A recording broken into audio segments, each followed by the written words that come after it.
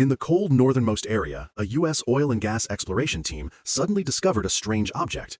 Immediately, the White House sent super agents to find out. Looking at the car, one can see this is an extremely large spacecraft. They used a laser to cut a hole and then went inside. This place is really different from the science and technology of mankind at that time.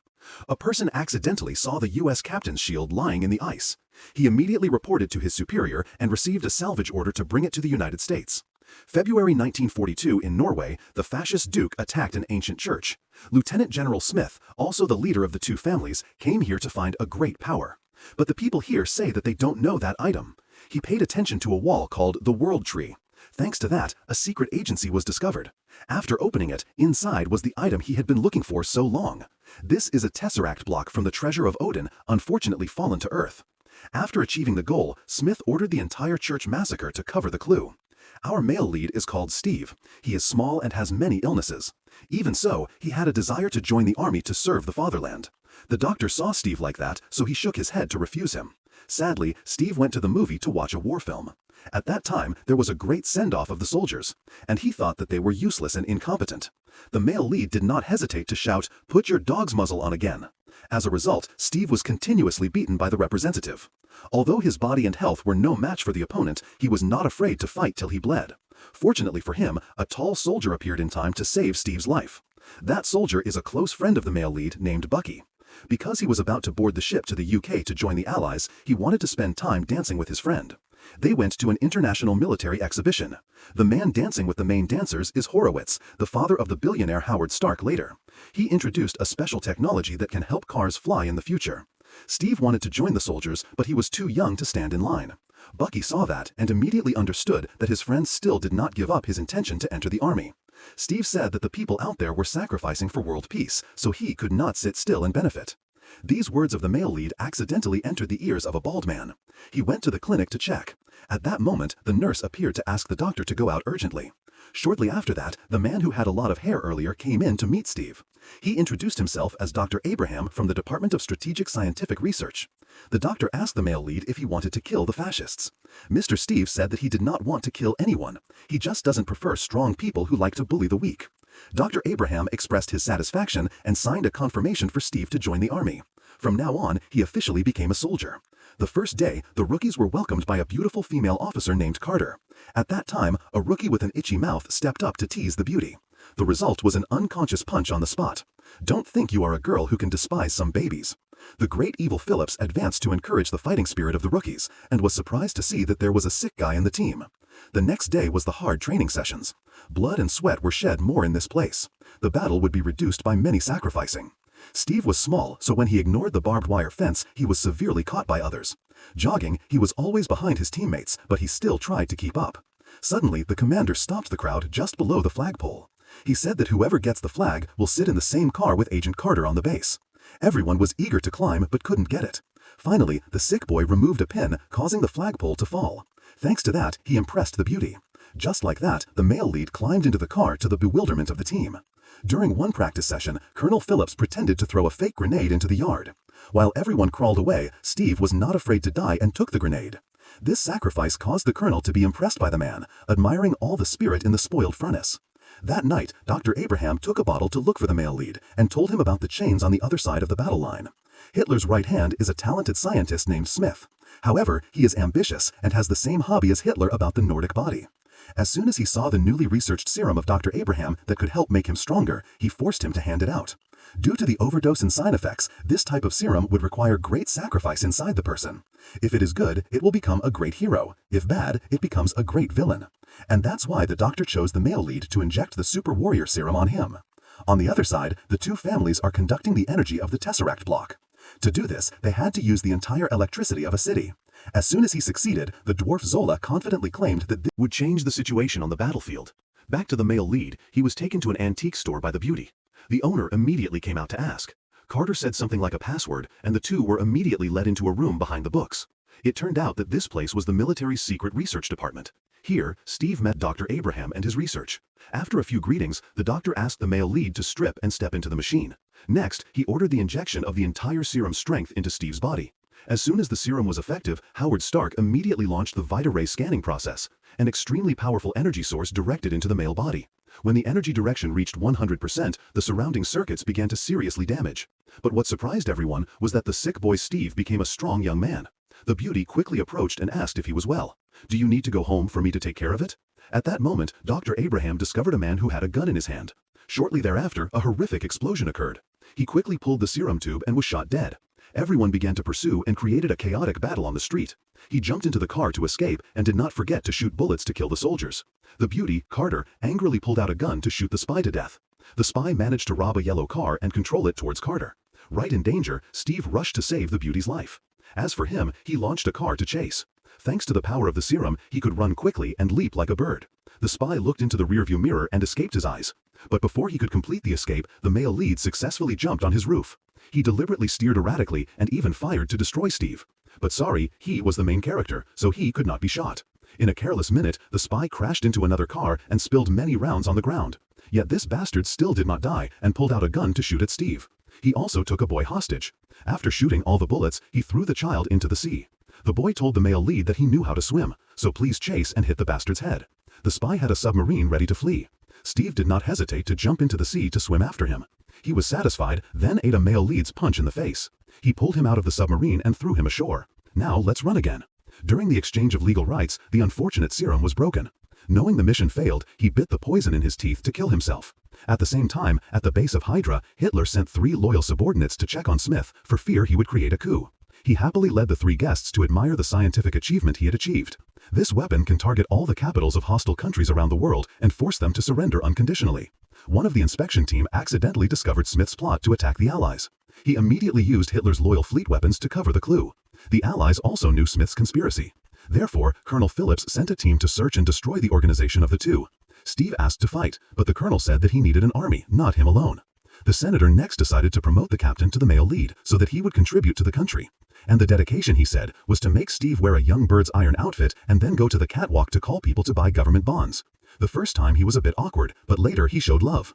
The superhero role contains the form of evil and is extremely mindful. During a speech that promoted the soldiers to the battle, he received quite a lot of potatoes thrown at him because they needed the sisters to dress and dance. Not a name that has never been on the battlefield. A green tea crushed on stage for him. This makes the male lead sadly sketching himself into a monkey. At this time, the Silk came to encourage him. While talking, a car carried the wounded soldiers. The beauty said that Smith sent troops to attack the 107th Division. Right here, Steve rushed to the place of Colonel Phillip and asked about his friend Bucky. The colonel said that the war was quite evil and he was not sure if he was alive or not. The male lead accidentally saw the real map hanging on the wall and came up with a bold idea. He turned around and prepared to enter the battlefield to save his best friend. The Silk guessed the intention of the lover and immediately tried to prevent it. So he had to give you your own will. Then, the Silk, thanks to Dr. Howard, drove the plane to take Steve to the front line. As soon as you enter the air defense identification area, they immediately ate the German anti-aircraft fire. Seeing danger, the male lead told the Silk and the doctor to return and he would jump down. At the rescue, at this time, the scientist Zola had produced a large amount of power from the Tesseract block. With energy like this, he can make the whole world fly. However, Smith still needs more than that, so he ordered the labor force of the prisoners. He waded through the stream and finally reached the base of Hydra. Seeing the trucks carrying soldiers away, he waited until the last one. After defeating the soldiers, he successfully broke into the bomb storage powered by the Tesseract block. The male lead took a small sample and stuffed it into his pocket. Next, he entered the prison, defeated the door guards, and released the prisoners. Steve asked for news about Sergeant Bucky and learned that his friend was locked in the experimental area not far away. Before going to save his friend, he told everyone to make sure the Hydra base would be the brightest that night. Just like that, they took weapons and rushed out to attack the Nazi soldiers. 2 prisoners, after taking the enemy's weapons, immediately tested them, not realizing the horrible power they held. Smith saw the violence in the prison and immediately pressed the alarm button. However, prisoners quickly took control of the tanks and constantly fired at the base. Very quickly, they captured almost the entire place. Smith observed through security cameras and discovered Steve leading the rebel prisoners. Knowing it was hard to stay for long, he activated the base's self-destruct mode. Then he went to the lab to get the Tesseract cube. Outside, the Allies were attacking fiercely. Realizing the situation was under control, Steve quickly went to the central area to find his friend Bucky. While talking to him, he accidentally discovered the Hydra base map. At this time was running out. The new bombs in the warehouse exploded, causing the situation to become dangerous. The male lead quickly led his friend to climb above to find a way out. Here he caught Smith and the scientist Zola. Smith expressed his admiration for Steve, referencing movies. Seeing this guy was arrogant, Steve gave him a punch. Smith immediately responded, causing Steve to fall backward. Seeing these two fighting intensely, Zola turned a switch to split the bridge in half. At this time, Smith stripped off his face to reveal his true identity, the Red Skull. Then, with Zola, he left by air, vowing to meet again in the near future. Steve did not linger and hurriedly led his friend Bucky to escape. He helped Bucky across an iron bar first. But just as he arrived, the iron bar fell. The male lead told his friend to run first, but Bucky was determined not to go without him. Steve had to try hard to make it through. Meanwhile, at the base, the colonel was writing a report on Steve's actions and concluded that the captain had been sacrificed while on duty. He told Carter that she was responsible for this outbreak. However, she said that she did not regret helping her lover destroy the Hydra base. At that moment, everyone in the camp was stirred up. The colonel and the beauty also went out to see what was wrong. It turned out that Captain Steve was leaving the soldiers who had been taken prisoner. Not only that, they also carried state-of-the-art weapons. Colonel Phillips was happy and proud of what the captain had done, and the beauty pretended to ask why he was so late. She silently glanced at him. Tonight there would be a monumental celebration. Everyone around them constantly chanted the hero Steve. The male lead later reported on the remnants of the Hydra organization. The colonel said that they would probably move all the weapons to another place not on the map. He asked Steve if he could destroy all the Hydra organizations. Steve agreed and wanted to gather a team for himself. The next morning, Howard Stark brought high-tech weapons from Hydra's research. Unexpectedly, one touched it and it exploded, throwing him backward. At this time, Steve came to look for Howard to talk when he met the beautiful secretary. She did not hesitate to approach the male lead and then pulled him into a hidden corner and kissed him. Several young people saw them and discovered this scene. She shouted loudly, startling him. He tried to explain, but only made it worse. She was angry and did not say a word. After that, Howard Stark invited Steve into the room to see the new weapons he had made. Inadvertently, Steve saw a shield. Seeing it fit his hand, he commented on it. Howard said it was made from the metal vibranium.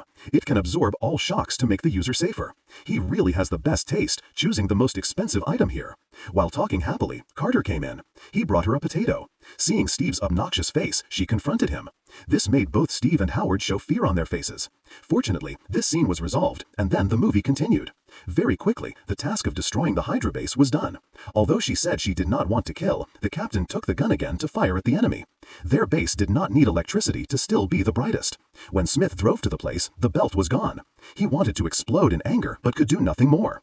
Just like that, the U.S. captain led his comrades to continue capturing the remaining bases. They played hiding games, but could not escape the eyes of the male lead. Even more tanks quickly turned into scrap iron. At the base, people reviewed the films recorded on the battlefield. While Steve discussed strategy, he cleverly revealed an image of Carter. This touched her deeply. Back to Steve, he and his shield constantly performed feats. There was almost nothing that could prevent his advance. Even a giant tank was transformed into dust.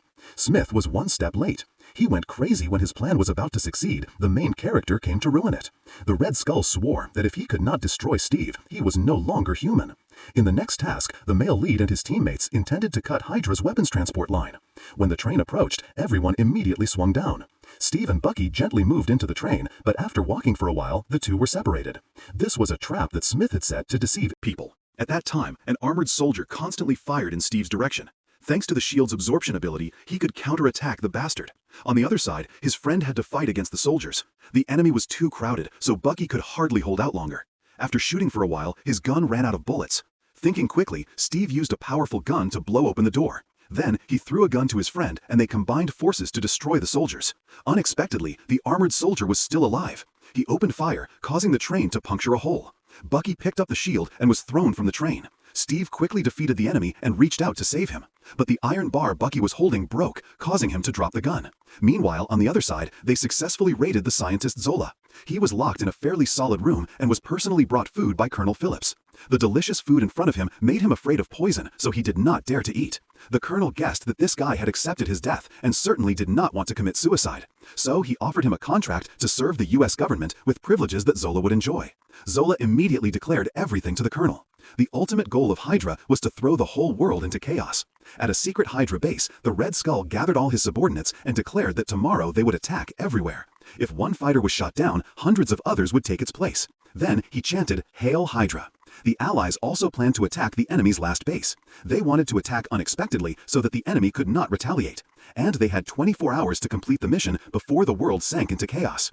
Steve accepted the mission and then launched a large assault on the enemy's headquarters. Seeing the soldiers chasing him, he immediately used steel wire to trip them, causing them to fall on the spot. Next, he organized an outdoor barbecue, but due to a bit of fire, he burned a car. After destroying the car, he found the gateway to the base. The large force rushed in, destroying the armored door. Holding the shield in his hands, the male lead fought the enemies, and they died. But one swallow does not make a spring. He was quickly surrounded by the soldiers and then brought to the Red Skull. The Red Skull was jealous that Abraham had devoted the best things to Steve and then betrayed him. But he did not expect that this was only a diversion by the male lead so that other teammates could easily enter. The Red Skull knew he had been cheated and ran away. Yet, just yesterday he had announced that he would take revenge on his subordinates. This was no different from an April Fool's lie. While the teammates advanced, Hydra quickly chased him. Outside, the Allies received the news and immediately sent the entire army into the base. As long as they fired their bullets, they immediately fell into a pile. But they only had a moment before being destroyed by the Allies. At this time, the U.S. captain chased the Red Skull. He threw an attack but was blocked by a door. Shortly thereafter, a soldier held a flamethrower and sprayed straight toward him. Fortunately, Carter appeared promptly to shoot the tank behind him, saving him.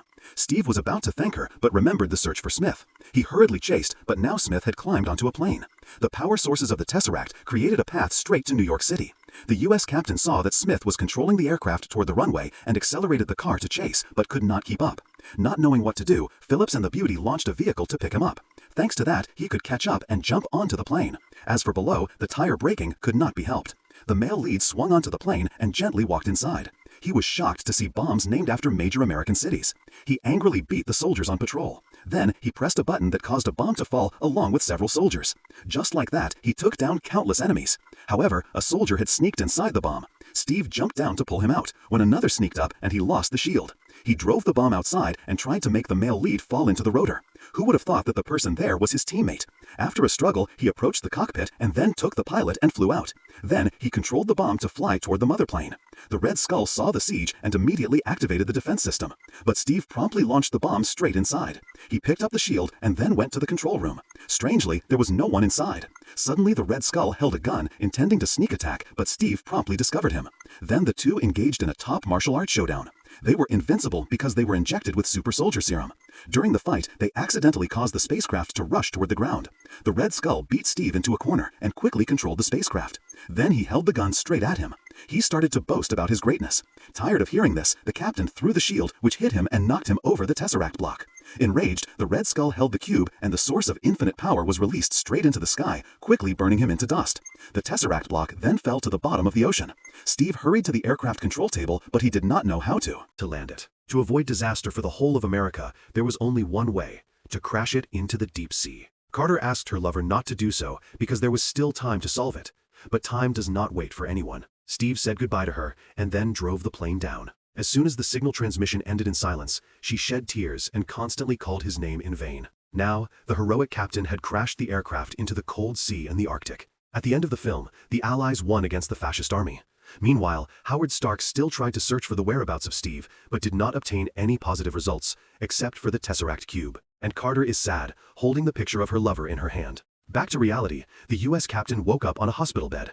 A woman who looked like Carter appeared, but he knew it was not his lover. Feeling something wrong, he broke through the wall and attacked the soldiers to escape. Running for a while, he stopped in the streets and was surprised to realize where he was. Until Nick Fury and his agents appeared, he apologized for the recent drama. Because Steve has been hibernating for 70 years, it takes time to explain. The movie ends here. If you like this video, please leave a like and a comment below. Thanks for watching, and see you guys in the next videos.